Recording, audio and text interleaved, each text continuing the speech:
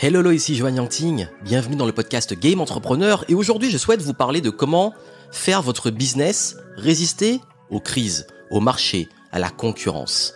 Comment avoir un business pérenne. Et ça me tient à cœur. Et la simple et bonne raison pour laquelle je partage tout ça avec vous, c'est parce que ça fait 15 ans maintenant que j'ai une activité qui traverse les crises, qui traverse les difficultés, qui traverse des arrivées de concurrence, des tendances.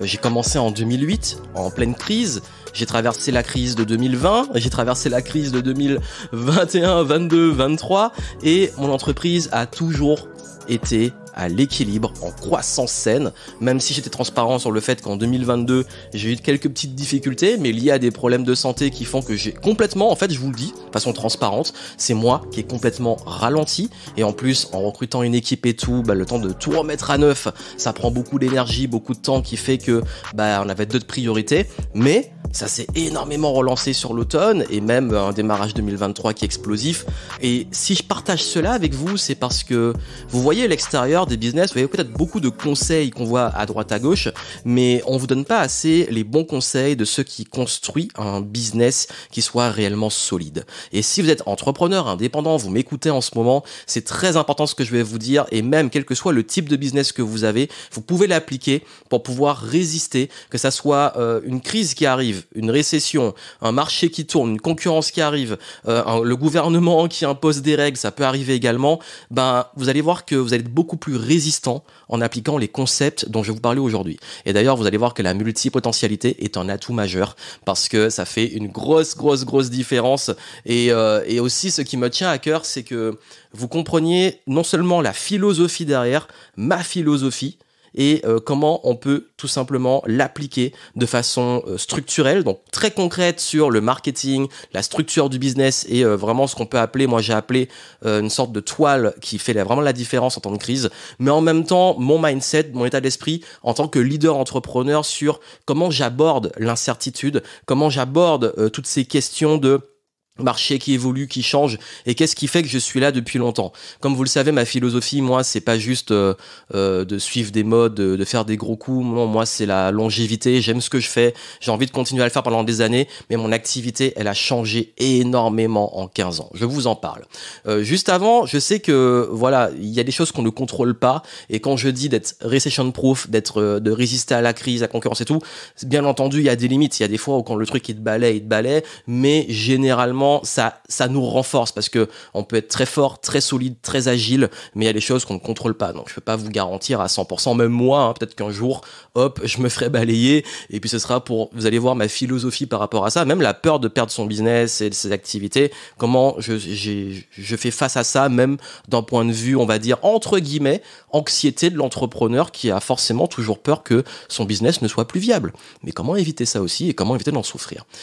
Avant ça, je voulais juste vous dire un petit point parce que vous êtes très nombreux à vouloir travailler avec moi, notamment en consulting, que je vous aide justement. Et d'ailleurs, si vous voulez que je vous aide à mettre en place ce dont je vais vous parler maintenant, je sais que j'anticipe un petit peu, mais je le dis maintenant, c'est que si vous souhaitez vraiment un diagnostic, un audit de votre business, un recul pour savoir comment justement le rendre plus pérenne, plus solide, vous structurer, vous organiser, avoir aussi une stratégie marketing, des offres, un positionnement qui soit cohérent avec le monde d'aujourd'hui, vous pouvez en faire une demande dans les notes du podcast. Et si vous êtes plus, là c'est vraiment pour du consulting, c'est intéressé, mais si vous êtes plus formation en ligne parce que vous aimez ça et vous avez envie d'avoir accès à mes programme sur le sujet, j'ai fait un bundle anti-crise, donc c'est vraiment exclusif là, j'ai voulu le faire en début d'année 2023, ça me tenait à cœur. Vous avez un bundle anti-crise pour une durée limitée, et vous avez une réduction sur un package de mes programmes, notamment sur les revenus passifs, sur le marketing, sur la création de contenu, sur comment diversifier son business et le structurer. Je pense que ça va vraiment vous aider, et si vous voulez en savoir plus, vous allez en descriptif du podcast dans les petites notes et vous regardez, et je pense que ça pourra vraiment vous intéresser. Voilà un petit peu pour la partie parenthèse, si vous avez envie d'aller plus loin avec moi, de bosser et de mettre en place ce dont je vais vous parler maintenant. Et bien entendu, à la fin, j'en reparlerai. Ma philosophie par rapport à ça, je vais commencer avec le mindset, parce que pour comprendre la stratégie qu'il y a derrière, je vais vous parler du mindset. Déjà, ce mindset, il vient de 15 ans d'expérience dans les affaires. J'ai commencé en 2008, j'étais étudiant, tout le monde disait que c'était la crise. À l'époque, je faisais du consulting et j'avais ce qui est devenu un petit peu à la mode aujourd'hui, c'est une agence digitale.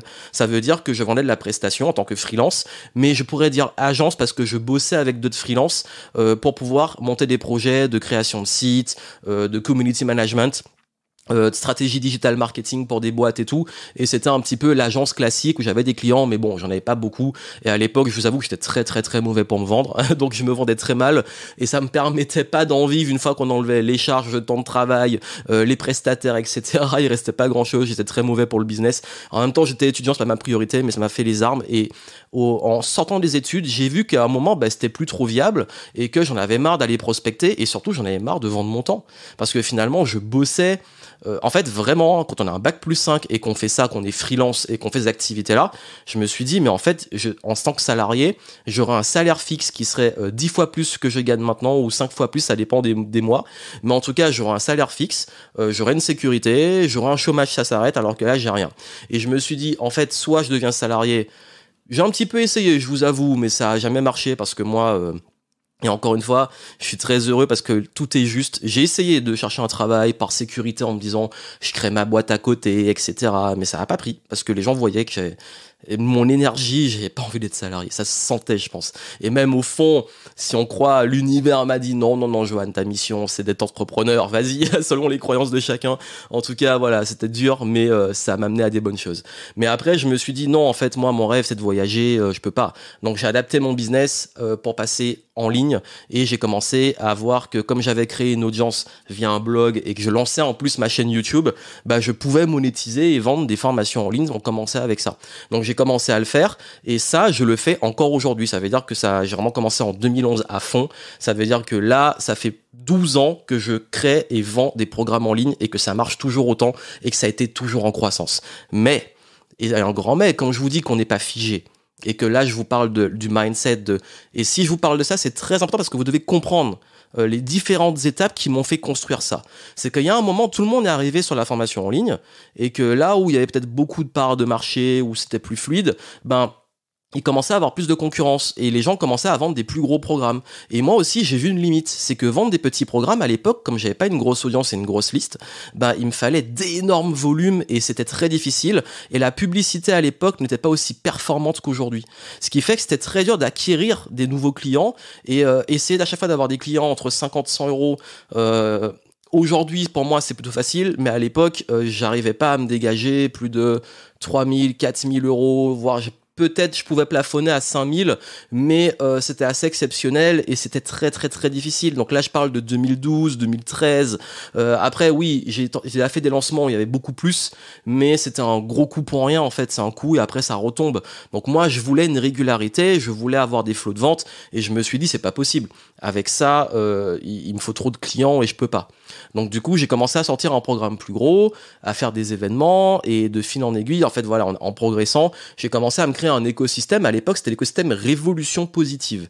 Ça veut dire que j'avais un gros programme, c'était les 16 étapes, qui encore aujourd'hui, il y a des clients qui s'inscrivent dessus, qui est très bon, hein, c'est vraiment du très très bon contenu. J'ai plusieurs petits programmes autour, enfin, il y a plein de choses qui font que j'ai pu passer ce cap grâce au fait de vendre plus cher, augmenter mes tarifs. Mais, et encore une fois, le marché, il a encore tourné. Et là, on a commencé à avoir une très grosse concurrence avec les gros lancements et tout. Et moi, je déteste ça. Donc, du coup, comme j'étais un peu à part, j'étais un petit peu dépendant de tout ce qui brassait avec leur super lancement là. Ce qui fait que j'ai dû réadapter une stratégie et pivoter pour réussir à créer un format d'événement qui était inédit et revenir aussi sur du consulting que je pouvais vendre très cher. Après, bon, je vais pas refaire tous les détails. Il y a eu l'époque d'iTicket, tout ça, etc. Mais ce qui fait qu'à chaque fois, le marché, il bougeait, les besoins changeaient, les gens se lassaient. À un moment, ils ont commencé à perdre confiance en les formations en ligne. Ensuite, les gros programmes, il n'y avait pas de suivi et beaucoup de promesses, donc du coup, les gens, ils déconnectaient. Quand j'ai lancé Game Entrepreneur, ça a explosé. Encore aujourd'hui, ça marche très bien en 2022. Enfin, jusqu'à 2022, ça a beaucoup bien marché. Après, j'ai ralenti sur Game Entrepreneur parce que ça me prenait beaucoup trop de temps et je voulais de nouveaux projets.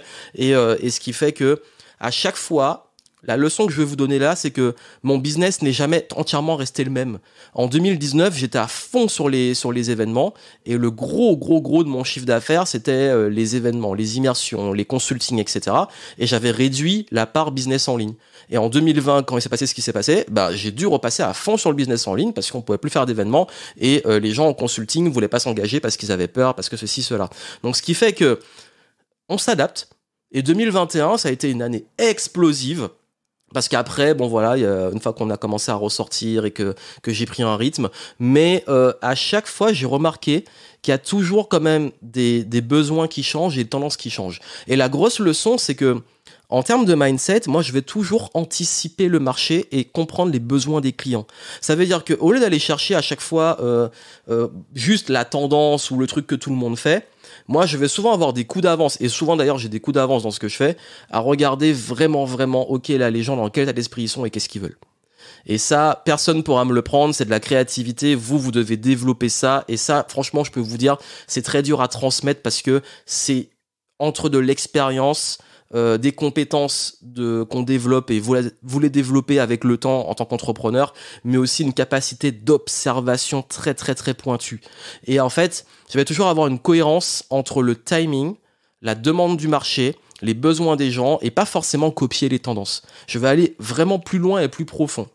Et c'est pour ça que je vais vraiment être dans cet état d'esprit de ok, je ne sais pas de quoi demain sera fait, mais voici comment ça peut évoluer. D'ailleurs, on a fait un mastermind fin d'été 2020 sur comment va se passer peut-être le prochain trimestre, donc l'automne 2020 et également la suite. Et je peux vous dire que durant le mastermind qu'on a fait avec les clients, tout ce qu'on a dit s'est réalisé.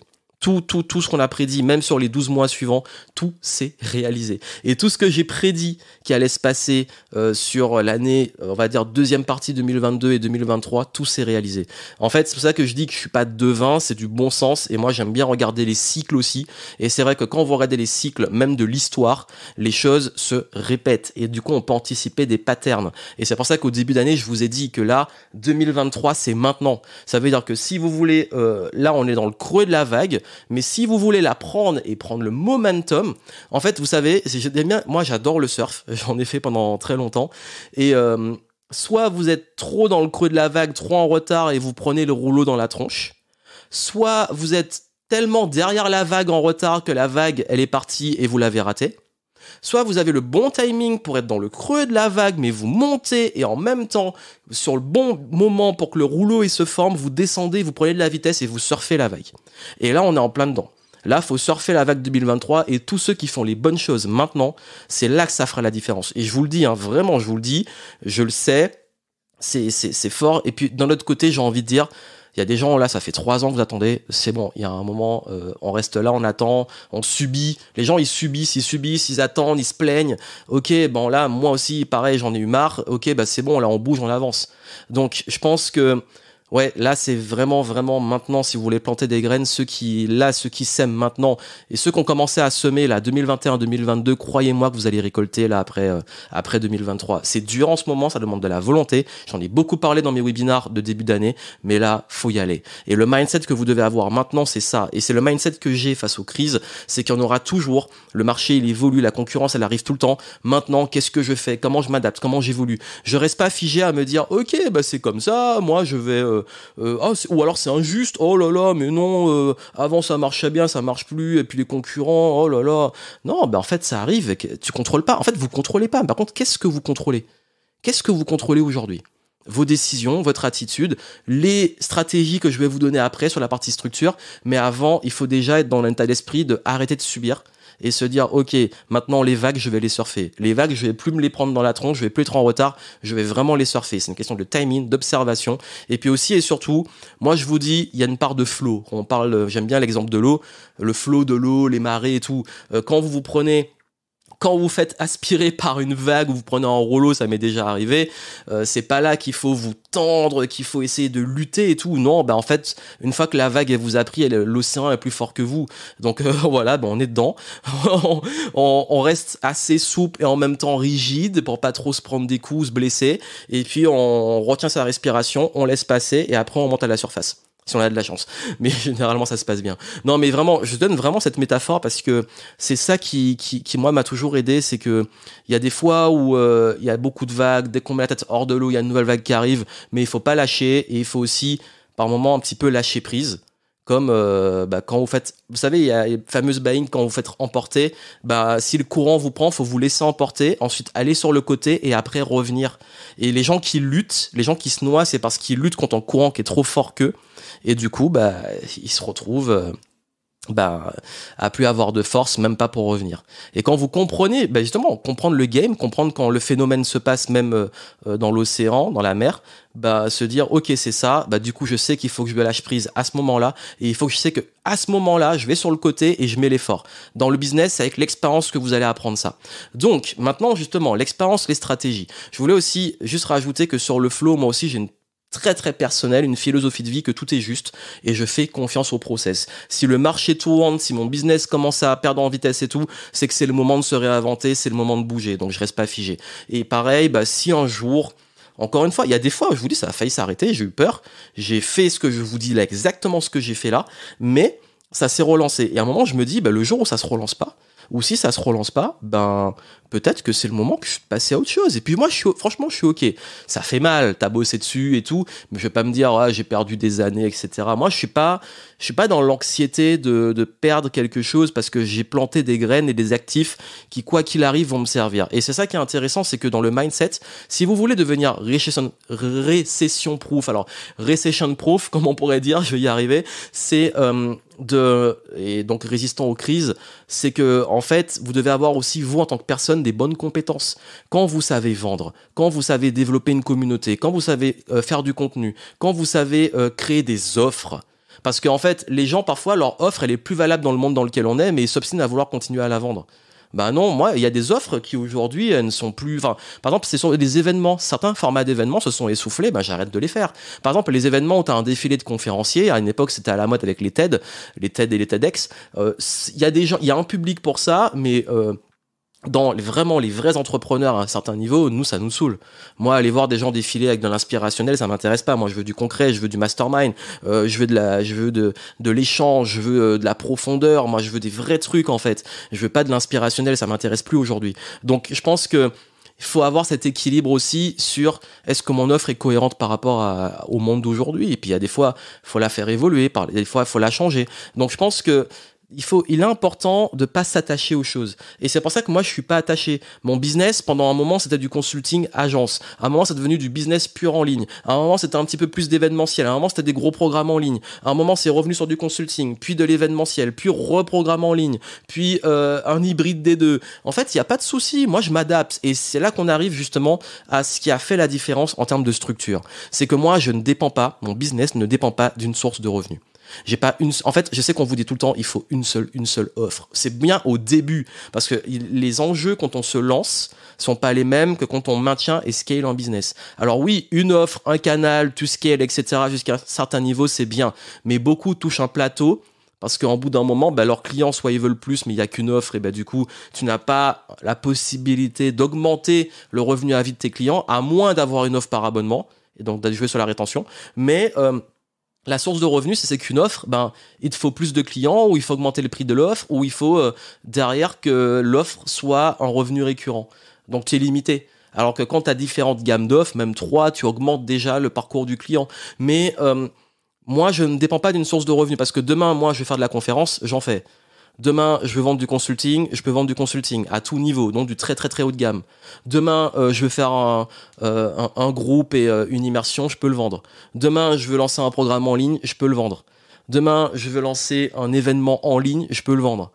Donc en fait, j'ai jamais de limite en termes de sources de revenus et c'est très léger à faire. C'est-à-dire que moi, j'ai très peu de charges, je vais vous en parler après. Pareil, je ne dépends pas, dans mon modèle économique, moi, c'est très personnel, je ne dépends pas de partenaires. Ça veut dire que le partenariat, moi, c'est du bonus. Mais mon audience et mon marketing n'est pas lié à mes partenariats. Parce que moi, c'est ma liberté. J'ai pas envie de dépendre des gens. Parce que si demain l'autre il est pas dispo, etc. Non. Oui, je fais des collaborations, des échanges, des partenariats, de l'affiliation de temps en temps, mais c'est pour moi vraiment du bonus et de temps en temps avec des gens avec qui j'aime vraiment bosser. Mais le modèle, notamment des super lancements, tout, à chaque fois convaincre tout le monde de lancer des mails à telle date, ça me saoule et ça m'intéresse pas. Pareil, je ne dépends pas d'une source de trafic. Moi, j'ai des gens qui viennent de YouTube, de mon podcast, de la publicité, de ma page Facebook, également de LinkedIn très léger au moment où j'enregistre. LinkedIn, j'ai jamais trop j'aime bien, enfin je sais qu'il y a des opportunités dessus, mais je crois que c'est peut-être pas encore mon truc. Alors peut-être que je vais trouver après, hein. Encore une fois, moi je suis très transparent. Il y a des endroits où je suis bon, des endroits où je suis pas bon. Instagram un petit peu, pas énormément, mais j'ai dû à la bonne traction sur Instagram, et malgré le fait que j'ai pas d'énorme audience, mais vraiment aujourd'hui même le SEO, mes anciens sites, mon nouveau site, les blogs, le référencement YouTube pour les vidéos, ça c'est des grosses sources de trafic. Et demain on me plante ma chaîne YouTube ou mon compte Instagram. Franchement, moi mon business ne dépend pas de ça. Pourquoi ? Parce que j'ai des listes d'emails et ça c'est très important. J'ai des leads, j'ai des gens qui me suivent et donc j'ai les adresses email et j'ai des très très grosses listes, notamment de clients. Et ça, c'est important. Alors, je sais, il y en a qui vont me dire, ouais, mais je vois, t'envoies trop de mails, etc. Mais en fait, j'aimerais vous dire que oui, j'aimerais envoyer moins de mails, mais y a un truc que vous comprenez pas. Là, c'est une petite parenthèse, c'est que en fait, il y a une notion de fréquence, mais il y a aussi, je sais qu'il y en a qui vont dire, oui, moi, ça me saoule, etc. Mais il y en a qui disent, moi, j'aime bien parce que je lis tout. En fait, c'est dur de plaire à tout le monde. En fait, moi, j'ai envie de vous dire, vraiment, il faut que j'arrête de dire en fait, c'est que c'est difficile de doser dans le sens où les gens vont peut-être voir 1, 2, 3 emails pas ouvrir, et puis à un moment, ils vont ouvrir. Et ça va être le bon. Mais si vous envoyez qu'un, c'est comme les réseaux sociaux, on n'envoie qu'un truc, mais les gens, ils voient pas. Et si on n'a qu'une chance d'être vu, bah, c'est gâché. Alors, je sais, en fait, il y a plein de paramètres, chacun a un avis différent dessus. J'essaie d'avoir une fréquence plutôt bien dosée, mais il y a des fois, oui, je sais, vous en avez trop souvent. Mais bon, ça, c'est... Voilà, j'ai pas encore trouvé l'équilibre dessus, on va dire, pour plaire à tout le monde, mais quelque part, si je le fais, c'est parce qu'il y a des raisons derrière et j'ai des chiffres et des stats. Donc à un moment, faut être lucide. Moi, il y a ce que les gens disent et il y a ce qu'ils font et il y a les statistiques sur 10 ans. Donc, je pense que ça, c'est important de comprendre que, pour revenir sur le sujet principal, oui, avoir une base, une liste des vrais gens dont vous pouvez les contacter sans les réseaux, c'est extrêmement important.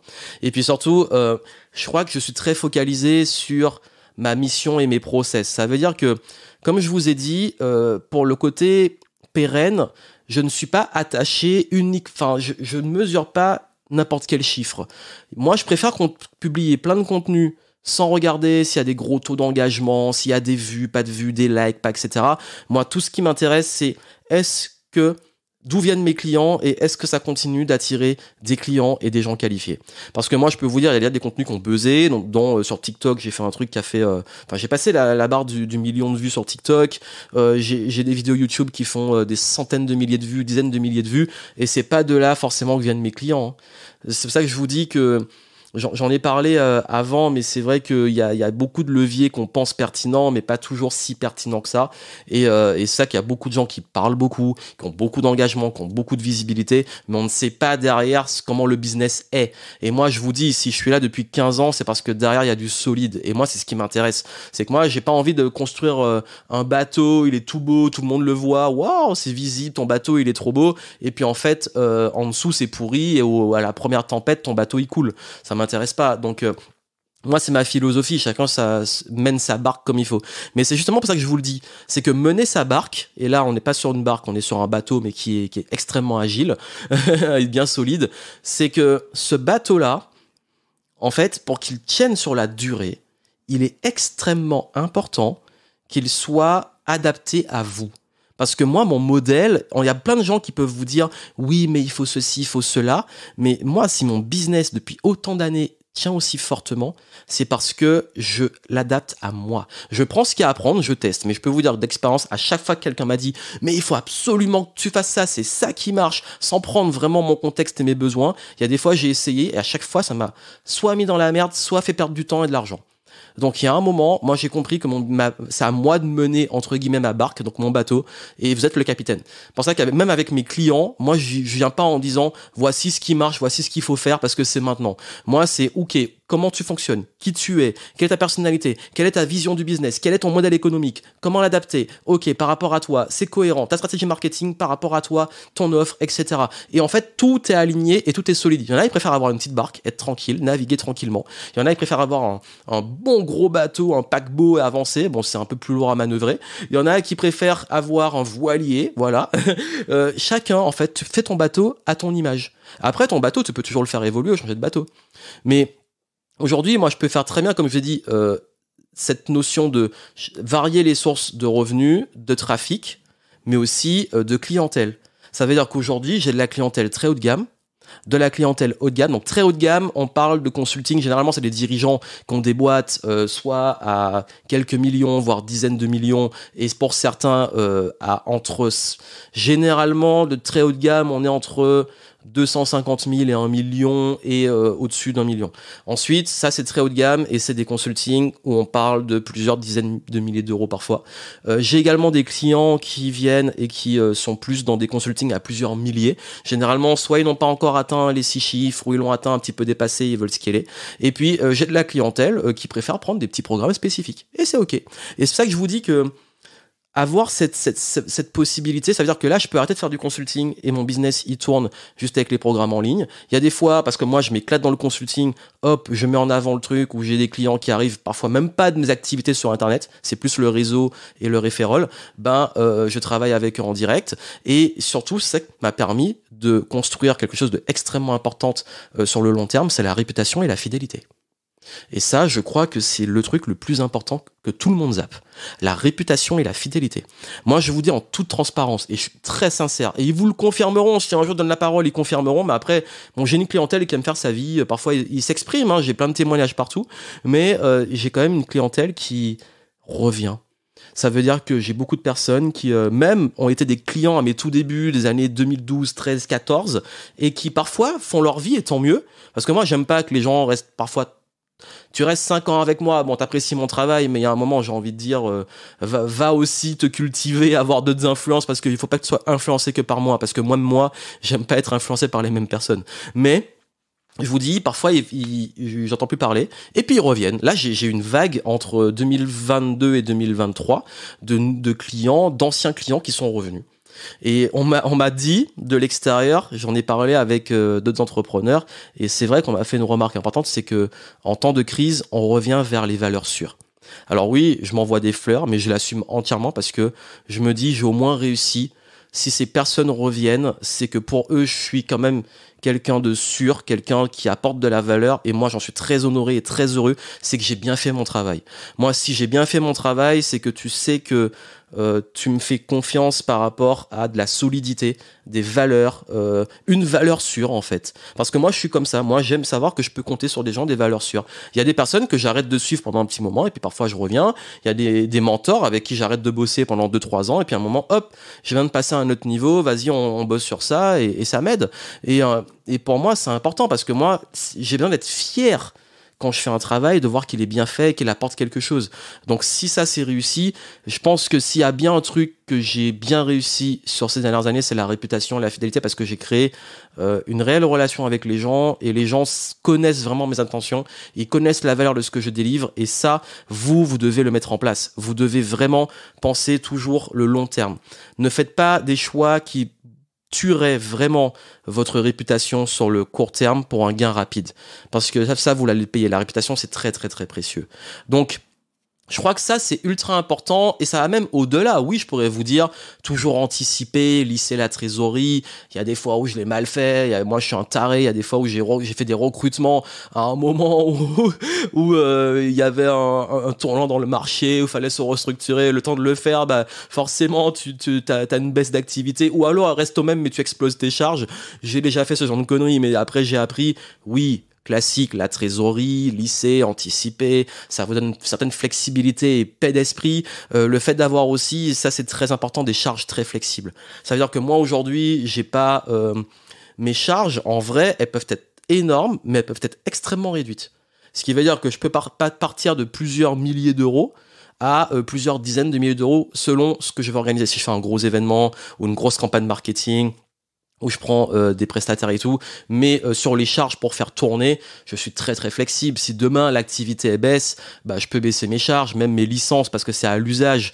Donc ça c'est le côté virtuel, mais j'ai pas, vous savez, j'ai pas de locaux, j'ai un bureau, mais c'est pas des locaux qui coûtent super cher, de gros trucs.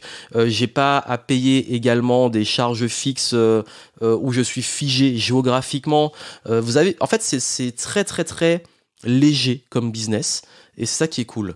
Et c'est pas la même, on n'a pas la même flexibilité, je sais pas, sur un business physique. Après, je dis pas que c'est mieux qu'un business physique, mais je parlais là de recession proof, mais c'est vraiment ça. Donc, je pense que ce que je voulais partager avec vous, cette philosophie qu'aujourd'hui, si vous voulez vraiment tenir sur la durée, il est important non seulement d'anticiper le marché, de voir les besoins, de prendre les responsabilités de l'adaptation que vous voulez faire vraiment. Et comme je vous ai dit, en fait, c'est vraiment la philosophie de Bruce Lee. Be water, my friend. Soyez comme l'eau. Soyez comme l'eau, pensez business, je donnais le flow, je donnais les vagues, soyez vraiment comme l'eau. Si vous êtes fluide dans le business, vous n'êtes pas... Voilà, on avance, ça marche plus, ok, on prend les chiffres, on mesure, qu'est-ce qui marche plus, comment on adapte, on avance. Et moi, c'est ça. Et puis je sais qu'on rêve, hein, que le truc, il tourne, tu fais plus rien, ça tourne tout seul. Peut-être sur des business extrêmement classiques. Ça veut dire le truc, je sais pas, t'as une laverie, t'as l'entretien, t'as les machines, t'as les charges fixes, les charges un petit peu variables. Voilà, tu sais qu'il te faut tant de clients par an, tel temps de travaux de temps en temps, etc. Bref, c'est très très très, on va dire terre à terre, et c'est très très très ok, bon, tu peux déléguer et le truc il tourne. Pareil pour, enfin, il y a plein de business comme ça. Mais dans un business où on partage de la connaissance, où on a cette notion humaine et besoin humain qui évolue et format qui évolue, où c'est très très très, bah justement pour le coup c'est très volatile parce que ça reste quand même une grande part virtuelle, même si on fait des events et tout, il y a quand même une notion dématérialisée. Le domaine de l'éducation, de l'accompagnement et tout est très dématérialisé.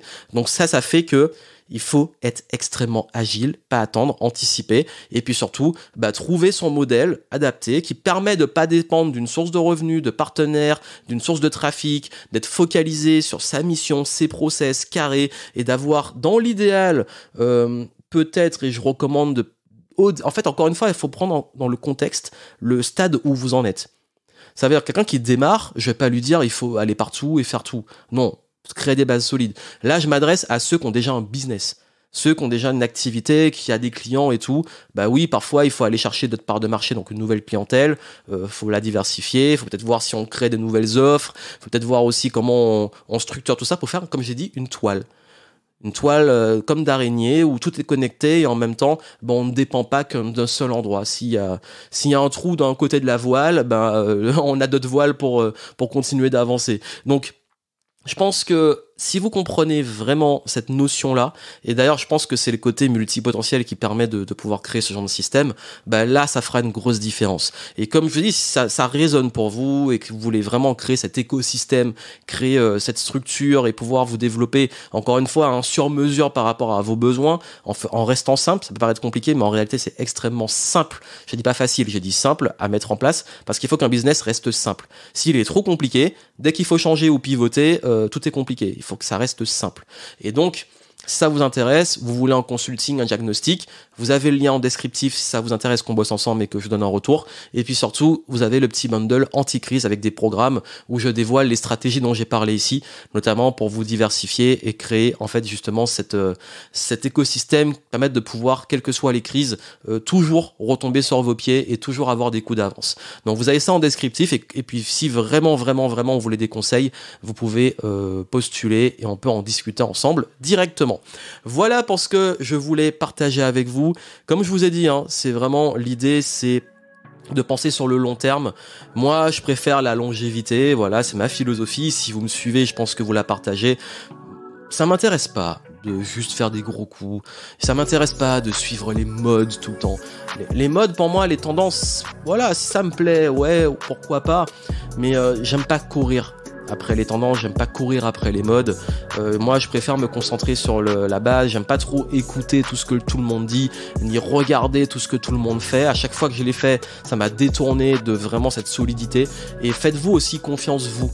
parce que vous connaissez votre business, vous avez une intuition. Donc oui, il faut se former, oui, il faut prendre des exemples, oui, il faut prendre des idées, oui, il faut explorer, oui, il faut avoir des retours, oui, il faut avoir des conseils, mais ça reste vous qui devez avoir cette capacité à vous aligner entre l'intuition, votre fonctionnement, votre façon votre modèle économique, votre façon aussi de voir l'avenir de votre business, votre vision, parce que forcément, votre bateau sera à votre image et votre navigation aussi, et le cap, la vision, c'est vous qui décidez. Et à partir de ça, on peut naviguer sereinement. Voilà ce que je vais partager avec vous. J'espère que ça vous aura aidé à avoir une autre perspective par rapport à vos activités. Et puis, comme je l'ai dit, si vous voulez de l'aide et vous voulez aller plus loin, vous avez les infos dans le descriptif du podcast. Et si vous pensez que ça peut aider des personnes, vous connaissez des entrepreneurs ou d'autres qui auraient besoin d'entendre ça, partagez, parlez-en, laissez des reviews, ça aide vraiment à référencer le podcast. Vous pouvez m'envoyer un petit message si ça vous a aidé sur les réseaux sociaux, notamment Instagram, et je serai ravi de vous répondre. Plein de succès à vous et je vous dis à très bientôt.